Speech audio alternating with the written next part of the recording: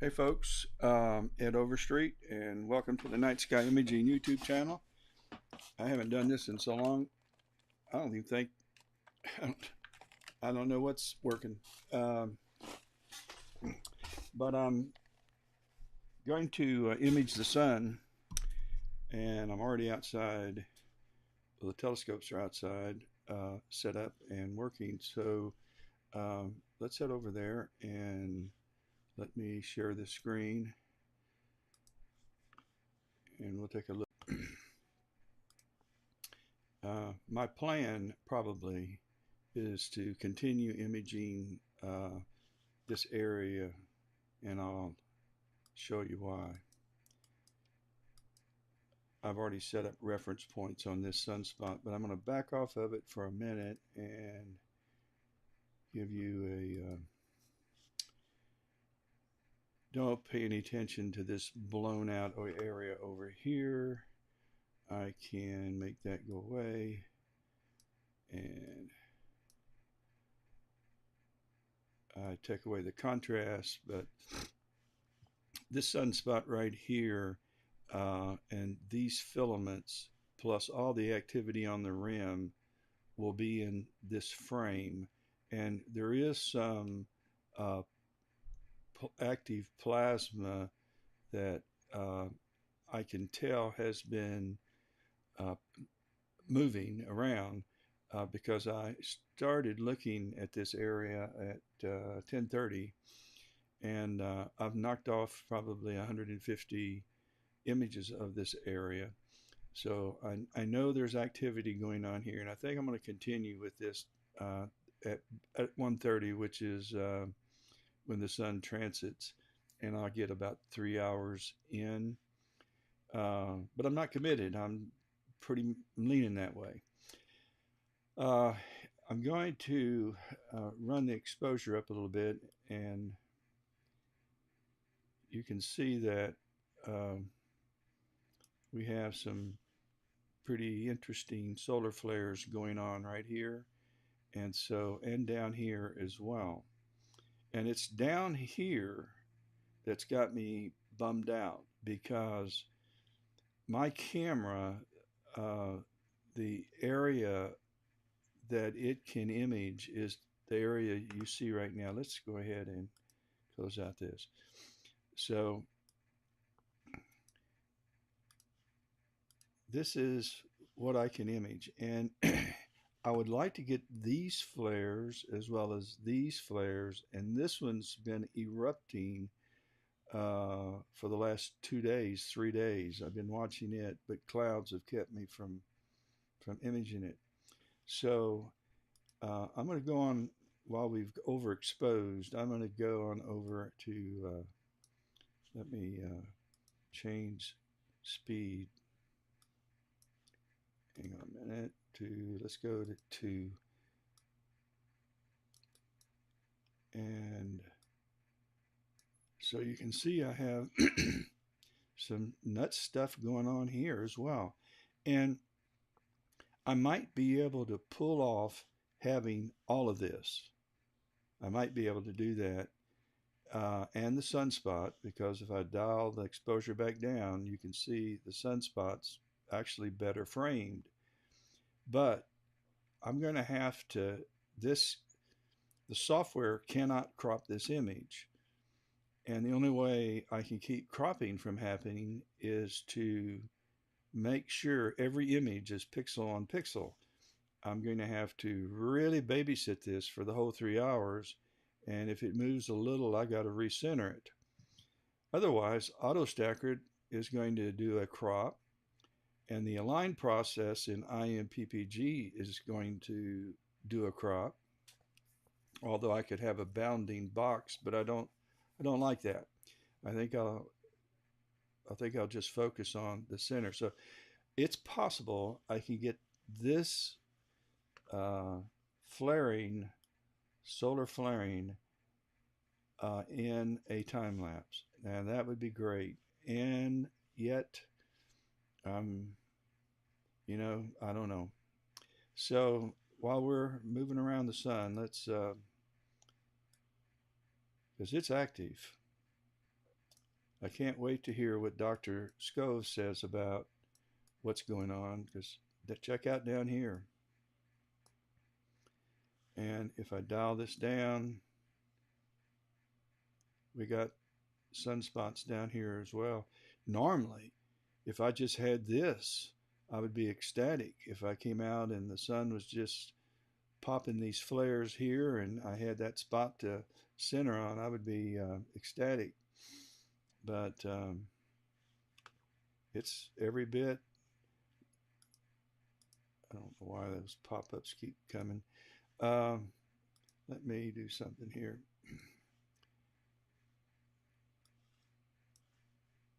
It is checked, always on top. I'm losing it. Okay. And let's go on around the sun.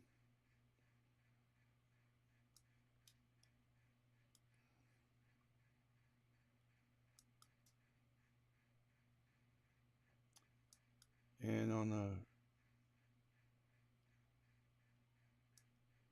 south limb of the sun, we've got even more flaring. And then we move over to the east, and it's nuts. So all around the sun's rim, the limb of the sun is there's something going on. And so I could stop here and focus on that sunspot and those filaments, and that too would be a good place to stop. So that's a choice. And let's bring back the flares. And I've got another one. It isn't showing too well, but this has been acting up too, and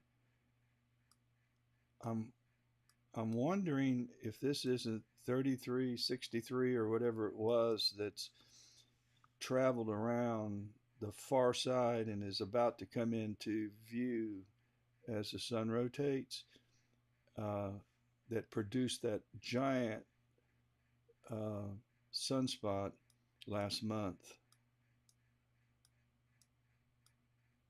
So here we are, back to kind of where we started. So this would be an interesting place to stop as well.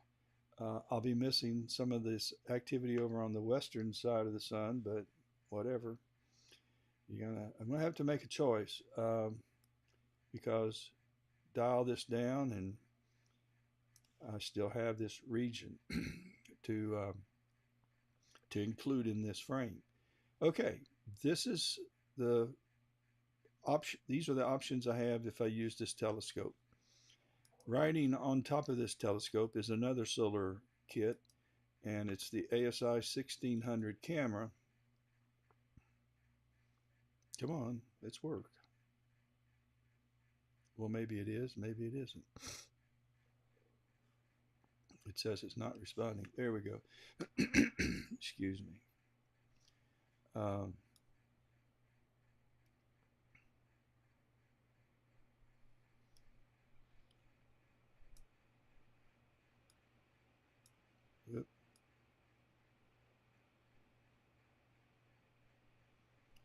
and I can get the entire sun in.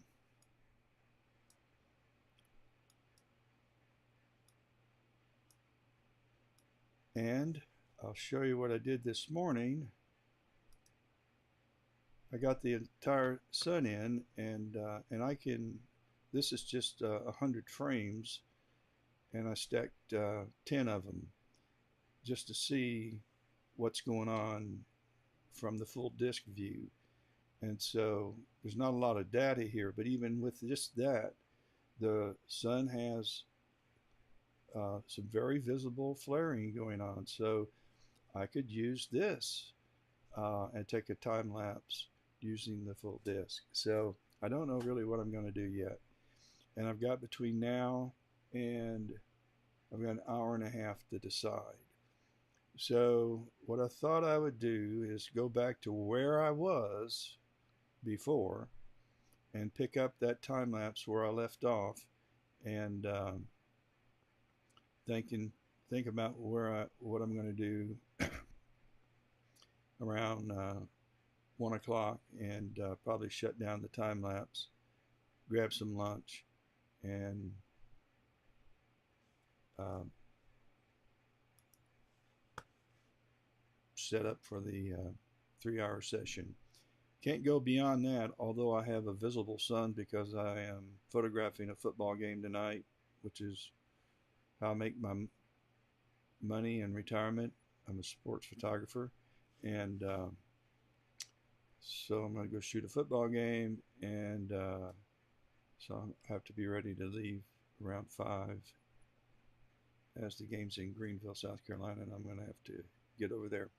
Okay, so let's go back to the ISI 174 camera on the Astrotech, and wrong way. Let me go back to that sunspot, and that's it.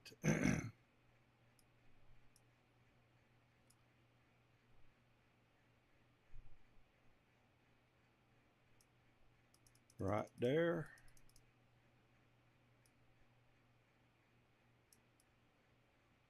Oh, east, east, east, east, east. And south. Nope, north.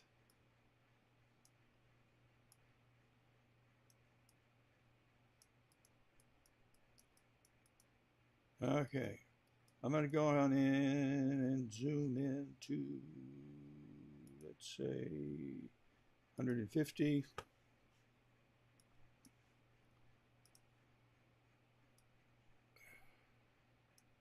And let's see if we can improve on the focus some. It's not been easy to focus because the scene is not, as you can tell, it's not good. We got a breeze outside. We have no clouds. Let's go this way. Let me do an auto stretch and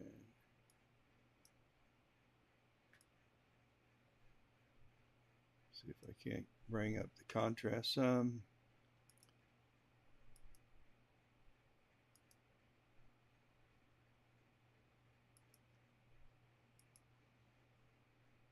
I'm moving the focuser. It's a electronic focuser. I'm moving it in and out,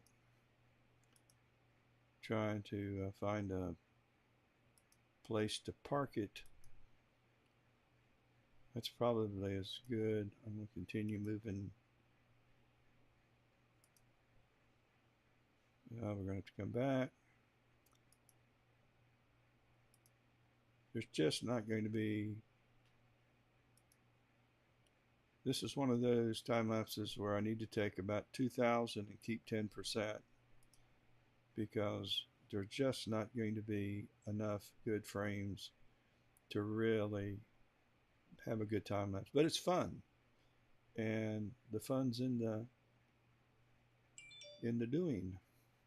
So let me bring up my histogram, and I want to drop down exposure a little bit to where I was. And I think I started out at 400. I think I'm at 260 now. So let's also move. Oh, doggone, that's a bad looking. Scene's awful. I don't know if I'm going to.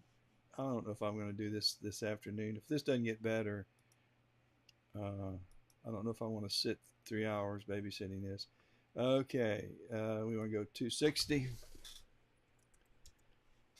and we won't get 260 frames in the next 50 minutes. We'll take as many as we can.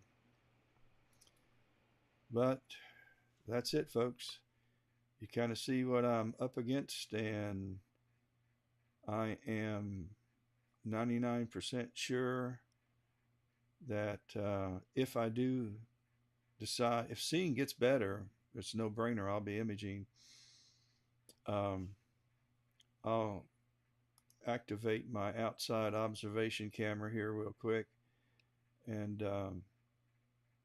I was able to image with my SCT last night the fireworks galaxy, and that telescope. I just threw a towel on top of it, um,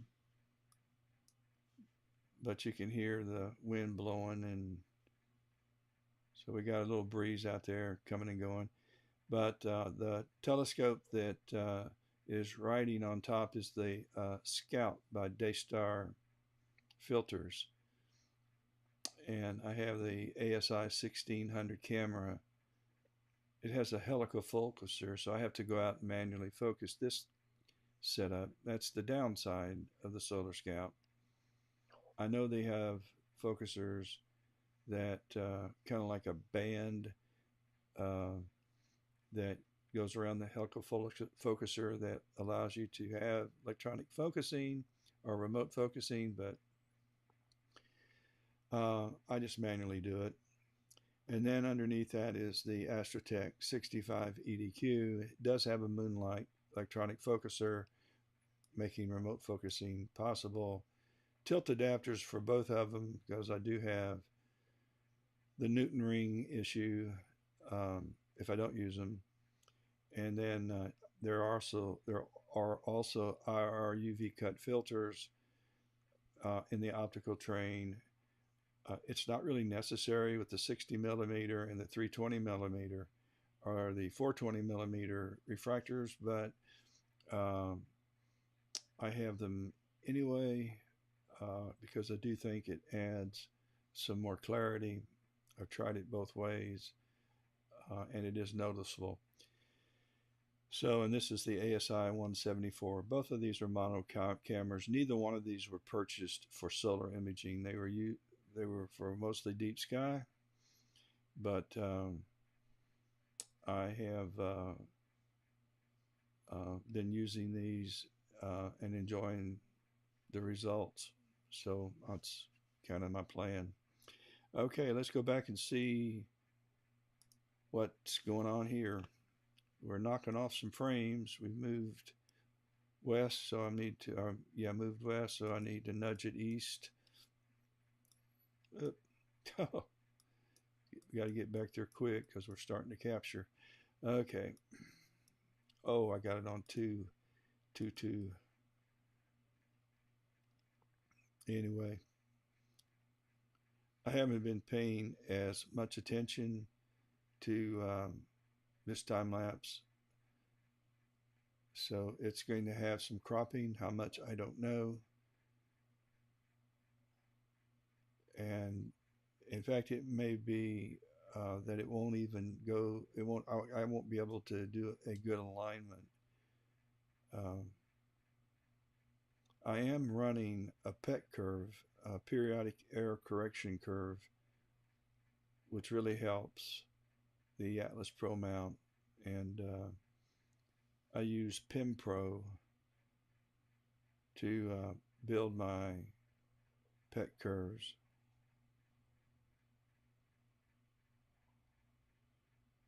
It's probably time to do that again, but in order for me to do that on this mount, I really need to take the solar telescopes off and put another optic on and spend an early evening working on polar alignment, getting it. I think it's less than 1 arc second right now uh, error, but double checking that and also then creating a new PimPro PEC curve. But it's acting pretty well right now. About every turn of the worm gear, it does make a correction, and this thing jumps uh, east or jumps west about probably about 50 pixels, and I just delete that frame if it's imaging and try to reset it. But if you watch this 8 minutes, you'll see it jump at some point in time in that 8 minute period it takes for the worm to turn a complete cycle. So that's why I need a new pet curve to see if I can't smooth that out. But I need a. Let's move it west a little bit since I got several seconds left. And it's capturing. People cutting grass in the neighborhood. It's Friday. Let me shut off this outside noise.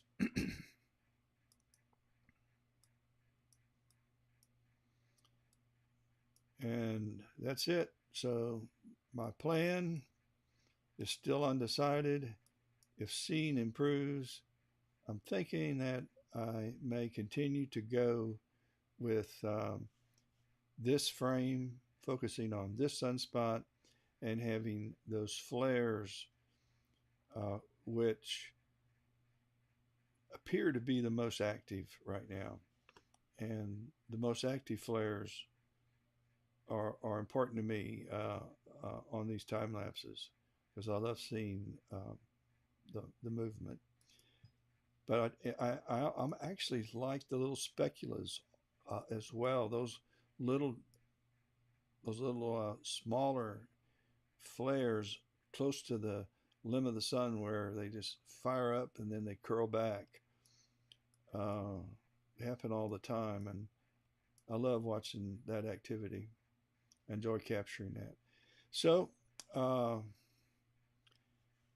that's the plan, and thanks for tuning in. I'll probably not go live this afternoon because I'm really going to just have to pay attention to this one sunspot, and that ain't going to be that's not going to be interesting to watch, but that's what I'm doing.